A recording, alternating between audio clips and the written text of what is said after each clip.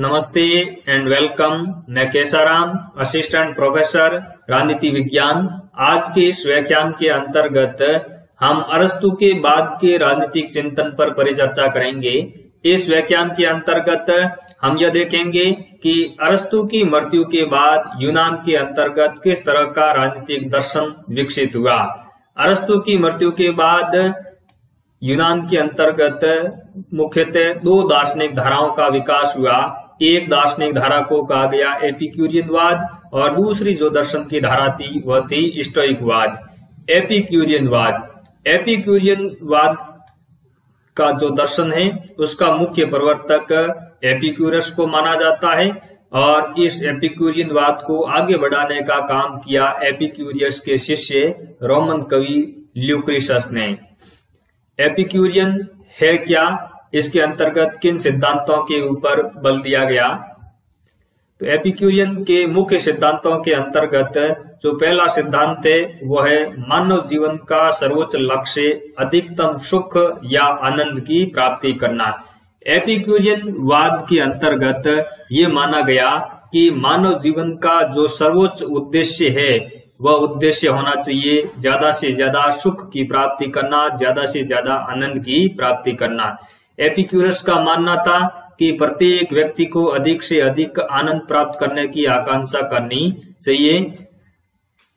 जब यह दर्शन अधिक से अधिक आनंद करने की बात करता है तब इसके ऊपर सुखवादी दर्शन या इंद्रियवादी दर्शन होने का भी आरोप लगाया जाता है। फिर भी इस दर्शन के अंतर्गत आनंद प्राप्ति के साथ साथ आत्म संयम की भी अपेक्षा रखी गई है। यह दर्शन यह कहता है कि मनुष्य को ज्यादा से ज्यादा सुख या आनंद की प्राप्ति करनी चाहिए, लेकिन उसको सामाजिक हित को भी ध्यान में रखना चाहिए। समाज के हितों को ध्यान में रखते हुए ज्यादा से ज्यादा सुख प्राप्त करने की कोशिश करनी चाहिए और सुख को प्राप्त करने समय अपने इंद्रियों के ऊपर कंट्रोल भी रखना चाहिए।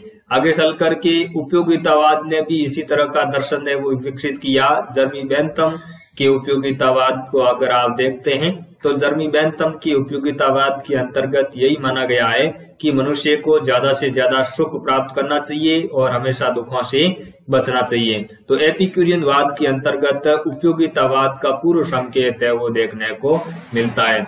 जॉर्ज सेबाइन इस एपिक्यूरियनवाद को सुखवादी दर्शन का ही पर्यायवादी दर्शन ही मानता है। दूसरी बात, एपिक्यूरियनवाद ये मानता है कि मनुष्य स्वभाव से एक स्वार्थी प्राणी है।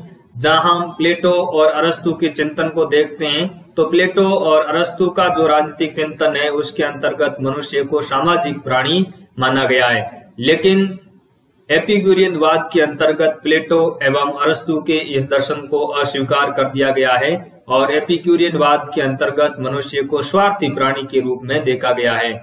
एपिक्यूरियनवाद का मानना है कि मनुष्य स्वार्थी प्राणी होता है, इसलिए समाज के अंतर्गत आपसी संघर्ष है वो बना रहता है। इस आपसी संघर्ष की समाप्ति के लिए ही राज्य का निर्माण किया गया है। जहां प्लेटो एवं अरस्तु राज्य को प्राकृतिक और स्वाभाविक संस्था मानते हैं, वहीं एपिक्यूरियनवाद राज्य को मनुष्यों के द्वारा निर्मित संस्था मानते हैं, क्योंकि मनुष्यों के हित है वो स्वार्थी होते हैं, इसलिए संघर्ष है वो बना रहता है। इस संघर्ष की समाप्ति के लिए ही राज्य का निर्माण हुआ है। मानव स्वभाव के संदर्भ में एपिक्यूरियनवाद का जो दर्शन है वो आधुनिक व्यक्तिवादी दर्शन के ज्यादा नजदीक है। आधुनिक व्यक्तिवादी दर्शन के अंतर्गत ही यही माना जाता है कि मनुष्य एक स्वार्थी प्राणी है जो कि अपने हितों को ज्यादा से ज्यादा बढ़ावा देना चाहता है।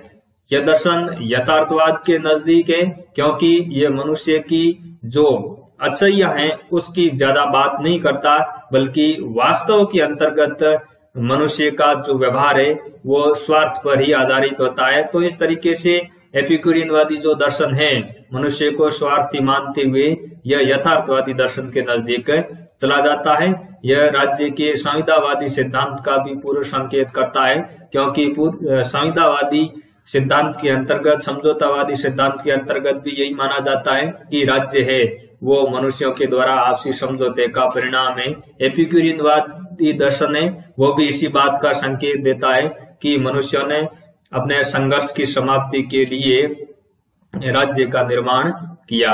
इसके अलावा एपिक्यूरियनवादी दर्शन पारलौकिक जीवन की बजाय लौकिक जीवन की प्रधानता पर बल देता है। एपिक्यूरियनवाद का मानना है कि जो सुख या आनंद की प्राप्ति है वो इसी धरती पर इसी लौकिक जीवन के अंतर्गत रहकर ही की जा सकती है। ईश्वरिक जीवन पारलौकिक जीवन के अंतर्गत ऐसा कुछ भी प्राप्त करना संभव नहीं है, क्योंकि एपिक्यूरियनवाद धर्म, स्वर्ग, नरक, ईश्वर जैसी बातों के अंतर्गत विश्वास नहीं करता है। तो इस तरीके से एपिक्यूरियनवादी दर्शन ये मानता है कि मनुष्य को अपने सुख या आनंद को ज्यादा से ज्यादा बढ़ावा देना चाहिए और इस तरह के सुख है वो इसी जीवन के अंतर्गत प्राप्त किए जा सकते हैं। पारलौकिक जीवन के अंतर्गत, स्वर्ग नरक के अंतर्गत जैसी बातें करके सुखों की प्राप्ति, आनंद की प्राप्ति है वो नहीं की जा सकती। तो यह थी यूनानी युग के अंतर्गत अरस्तु के चिंतन के बाद में एक विकसित दर्शन की धारा जिसको एपिक्यूरियनवाद के नाम से जाना गया। दर्शन की दूसरी जो धारा विकसित हुई अरस्तु की मृत्यु के बाद यूनान के अंतर्गत वह था स्टोइकवादी दर्शन। स्टोइक शब्द की उत्पत्ति है वो यूनानी भाषा के स्टोआ शब्द से हुई है और स्टोआ शब्द का जो सामान्य अर्थ है वो है दहलीज या ड्यूटी के पास बैठ करके अपने शिष्यों को उपदेश देना। स्टोइकवादी दर्शन का जो प्रवर्तक है वो जीनो को माना जाता है और जीनो दहलीज के पास बैठ करके अपने शिष्यों को उपदेश दिया करता था, इसलिए जीनो के इस दर्शन को स्टोइकवादी दर्शन के नाम से जाना गया और इस स्टोइकवादी दर्शन को आगे बढ़ाने का काम किया सिसरो और सेनेका जैसे विद्वानों ने। इस स्टोइकवादी दर्शन की मुख्य विशेषताएं क्या है, इसके मुख्य सिद्धांत क्या है? तो पहला जो इसका मुख्य सिद्धांत है वो है समस्त सुख या आनंद का स्रोत है वो मनुष्य की आत्मा या मन है। यानी स्टोइकवादी दर्शन किसकी बात करता है? स्टोइकवादी दर्शन इस बात करता है कि धन की प्राप्ति से ज्यादा संपत्ति की प्राप्ति से सुखों की या आनंद की प्राप्ति नहीं होती है, बल्कि आनंद की प्राप्ति कहाँ से होती है? आनंद की प्राप्ति मनुष्य के अंतर्मन से होती है, मनुष्य की आत्मा से होती है, मनुष्य के अपने अंतर्मन से होती है। अगर मनुष्य को संतुष्टि प्राप्त हो जाए, उसको आत्मिक संतुष्टि प्राप्त हो जाती है, तो वास्तव में उसको सुख या आनंद की प्राप्ति होती है। यह कहता है कि जरूरी नहीं है कि ज्यादा भौतिक संपत्ति प्राप्त होने से, ज्यादा भौतिक धन प्राप्त होने से ही कोई मनुष्य है वो सुखी रह सकता है। इस संसार के अंतर्गत बहुत सारे ऐसे उदाहरण हैं जहाँ जिस मनुष्य के पास में ज्यादा धन है, ज्यादा संपत्ति है, वो भी मनुष्य आत्म संतुष्टि को प्राप्त नहीं कर सकता, इसलिए वह सुख को भी प्राप्त नहीं कर पाता है, आनंद को भी प्राप्त नहीं कर पाता है। तो स्टोइक दर्शन ये कहता है कि हमें भौतिक संपत्ति के पीछे, भौतिक लालसाओं के पीछे नहीं भागना चाहिए, बल्कि अपनी आत्मा की संतुष्टि पर बल देना चाहिए, अपने अंतर्मन की संतुष्टि के ऊपर बल दे करके हमें सुख या आनंद की प्राप्ति करनी चाहिए। तो इस तरीके से स्टोइकवादी दर्शन ये कहता है कि हमें अपनी लालसाओं और इंद्रियों पर पूर्ण रूप से नियंत्रण रखना आवश्यक है, तभी हम सुखों की प्राप्ति कर सकते हैं, आनंद की वास्तविक अनुभूति कर सकते हैं। मनुष्य को बाहरी परिस्थितियों से प्रभावित नहीं होना चाहिए, बल्कि मनुष्य को अपने अंतर मन से प्रभावित होना चाहिए, अपनी अंतर आत्मा के अनुसार चिंतन मनन करना चाहिए और उसी के अनुसार इस सुखों का उपभोग करना चाहिए। इसके अलावा स्टोइकवादी दर्शन ये मानता है कि मनुष्य को अपनी इच्छा शक्ति को सर्वोच्च रखना चाहिए। अगर मनुष्य की विल पावर है वो अगर सुप्रीम होगी, मनुष्य अपने विल पावर के ऊपर अगर कंट्रोल रखेगा तो वो वास्तविक आनंद की प्राप्ति कर सकता है। धन संपत्ति की प्राप्ति से वो वास्तविक आनंद की प्राप्ति नहीं कर सकता। सांसारिक सुखों के प्रति उपेक्षा का भाव रखना चाहिए, क्योंकि अगर सांसारिक सुखों के ऊपर बल दिया जाएगा, जैसे कि भौतिक संपत्ति को प्राप्त करना, ज्यादा से ज्यादा धन दौलत को प्राप्त करना, तो मनुष्य कभी भी सुख को प्राप्त नहीं कर पाएगा, आनंद की अनुभूति नहीं कर पाएगा और वो भौतिक लालसाओं के अंतर्गत हमेशा लिपटा हुआ रहेगा, उसके पीछे भागता रहेगा और वो वास्तविक आनंद की प्राप्ति कर ही नहीं सकता है। तो स्टोइकवादी दर्शन ये मानता है कि मनुष्य को सांसारिक सुखों के प्रति उपेक्षा का भाव रखना चाहिए और प्रत्येक स्थिति के अंतर्गत उसको संतुष्ट रहना चाहिए। अगर उसको मिठाई मिलती है तो मिठाई खा ले, सूखी रोटी मिलती है तो सूखी रोटी खा ले और पानी पी करके पेट भर ले तो भी वो सुखी रह सकता है। तो इस तरीके से यह सांसारिक सुखों के प्रति उपेक्षा का भाव रखने के ऊपर बल देता है। स्टोइक दर्शन की जो सबसे महत्वपूर्ण योगदान है वो है उसका प्राकृतिक कानून की अवधारणा के अंतर्गत विश्वास। स्टोइकवादी दर्शन के अंतर्गत प्राकृतिक कानूनों के ऊपर ज्यादा बल दिया जाता है। प्राकृतिक कानून के अंतर्गत स्टोइक दर्शन ये मानता है कि प्राकृतिक कानून सार्वभौमिक है, यह सभी जगह एक जैसा है, सभी जगह लागू होता है, यह शाश्वत है, यह अपरिवर्तनीय है, इसको कभी परिवर्तित नहीं किया जा सकता। प्राकृतिक कानून यह ईश्वर या प्रकृति की देन है और विवेक के माध्यम से ही मनुष्य इसकी खोज कर सकता है।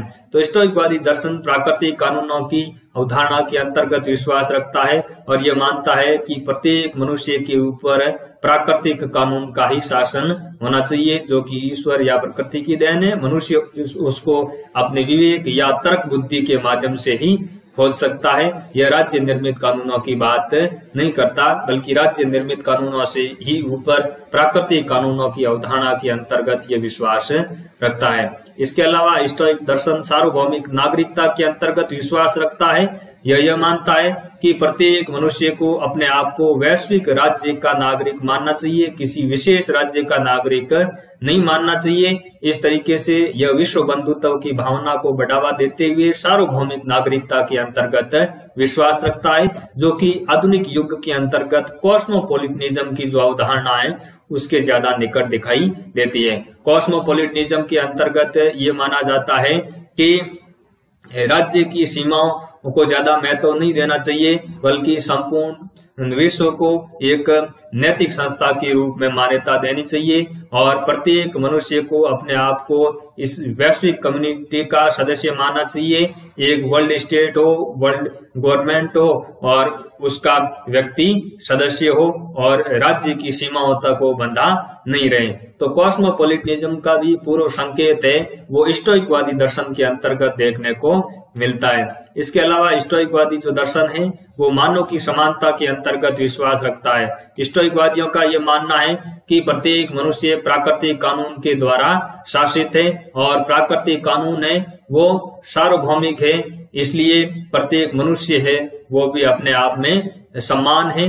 प्रत्येक मनुष्य की इक्विलिटी बराबर है, कोई किसी के अधीन नहीं है, न कोई स्वामी है न कोई दास है। तो यहाँ पर यह प्लेटो और अरस्तु की जो अवधारणा है, जो हिरार्की के अंतर्गत विश्वास करते हैं, वहीं स्टोइकवादी दर्शन इस तरह की मनुष्यों की हिरार्की के अंतर्गत विश्वास नहीं करता है। तो इस व्याख्यान के अंतर्गत हमने अरस्तु के बाद में जो यूनान के अंतर्गत दर्शन की दो धाराएं विकसित हुई, एक एपिक्यूरियनवाद और दूसरी स्टोइकवाद, इन दोनों दर्शन की धारणाओं को समझने का प्रयास किया, जो कि आगे चल करके प्राचीन रोमन विद्वान सिसरो के चिंतन को भी प्रभावित करती है और मध्य युग के अंतर्गत जो विद्वानों ने चिंतन किया उनको भी प्रभावित करती है और कहीं न कहीं जो आधुनिक राजनीतिक विचारक है उनके चिंतन को भी इन्होंने बहुत ज्यादा प्रभावित किया है। उम्मीद करता हूं कि ये दर्शन की दो धाराएं आपको समझ में आई होगी। धन्यवाद।